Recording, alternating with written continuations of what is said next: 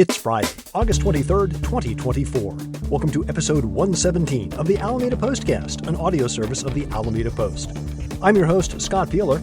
In this edition of the Postcast, changes to the real estate business, new faces in the principal's office, brush up on what goes in what bin, a little more stability for the power grid, a major rebranding for one of Alameda's breweries, stage or screen, a great weekend to take in a show.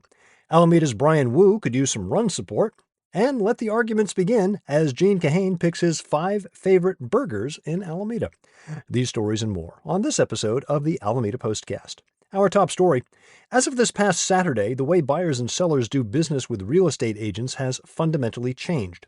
In the past, it was fairly typical for the seller to be responsible for commissions, typically 5 to 6% of selling price, split between the selling agent and the buying agent.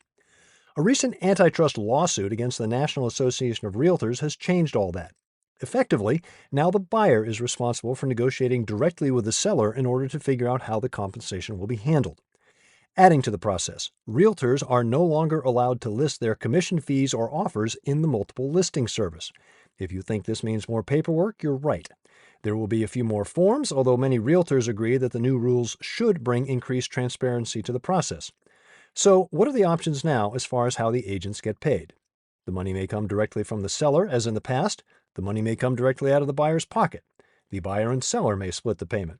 Or the buyer may pay indirectly by adding their agent's commission to the price of the house when they make an offer. One area of concern, with the responsibility of compensation now shifting, it could create an additional burden for first-time home buyers. There's another change that will likely affect those of us who like to visit open houses. Even if you're just looking, be prepared to sign in to each and every open house. We've just added a new real estate section to the Post, and Alameda realtor Liz Rush helps guide you through these changes. Her articles will be in our features section, or you can head directly to alamedapost.com/real-estate.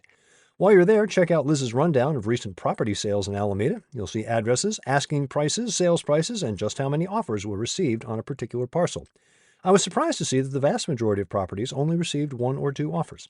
Again, that's alamedapost.com/real-estate. New school year, new faces in class and in the office. As Alameda Unified puts the finishing touches on the first full week of school, let's see which schools have new folks at the helm. You'll find Angela Barrett and Jessica Lucio, new principals at Alameda High and Wood Middle. Island High School welcomes Jorge Magoza as interim principal. Assistant principal changes: Tiffany Allison at Ruby Bridges, Catherine Davis and Adelita Martinez at Lincoln Middle.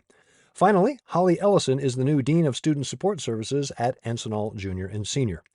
Get to know these educators by heading to alamedapost.com/op-ed. There you'll find profiles thanks to AUSD's Senior Manager of Community Affairs, Susan Davis. 81%. That's how much waste Alameda manages to keep out of landfills. Pretty solid number, but still short of the stated goal of 89% as outlined by the city's Zero Waste Implementation Plan. So how can we pick up those last 8 percentage points? Basically, know what goes where.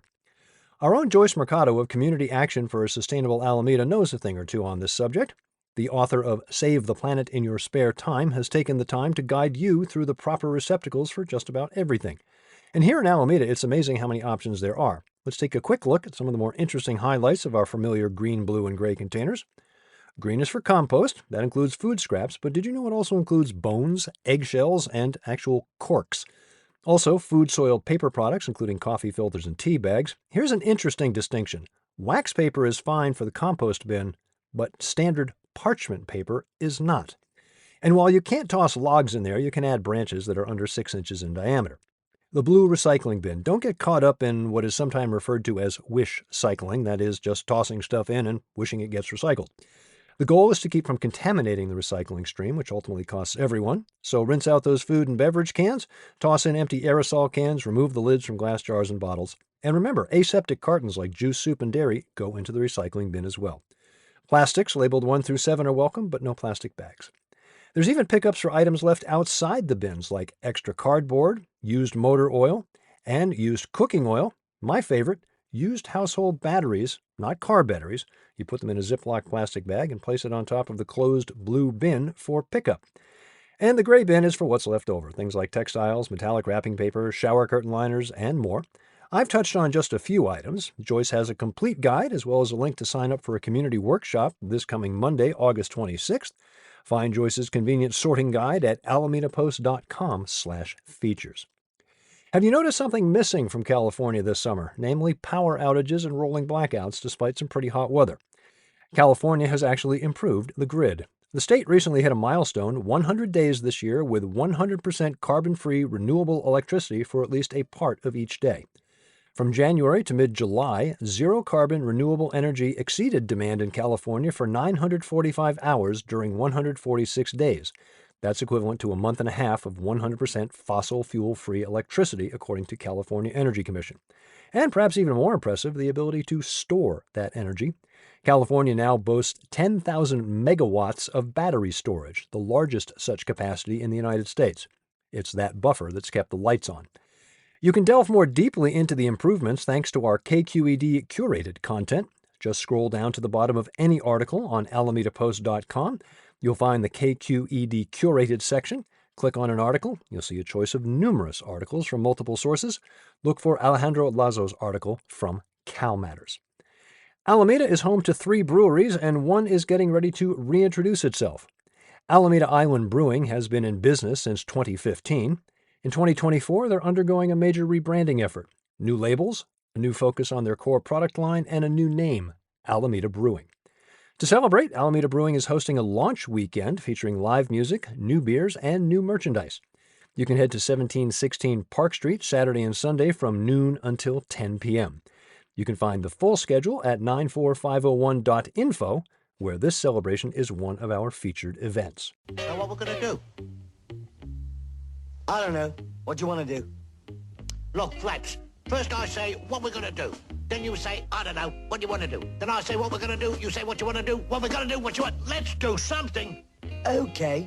What do you want to do? Oh, blimey. There you go again. The same notes. At the Alameda Post, we're doing everything we can to keep that conversation from ever happening. As our events calendar has expanded, we've added a weekly feature curated by content manager and events editor Amanda Laird. In this week's edition of All Around Alameda, Amanda highlights shows, both stage and screen. From tonight's Starlight Movies in the Park showing of Kung Fu Panda 4 to the award-winning The Night Alive opening at the Altarena Playhouse, there's really something for everyone. Look for All Around Alameda every Thursday at alamedapost.com/features and in our weekly newsletter. If you're new to the Post or the Postcast and you haven't signed up for our weekly newsletter, head to alamedapost.com/newsletter. You'll also find a collection of past issues there.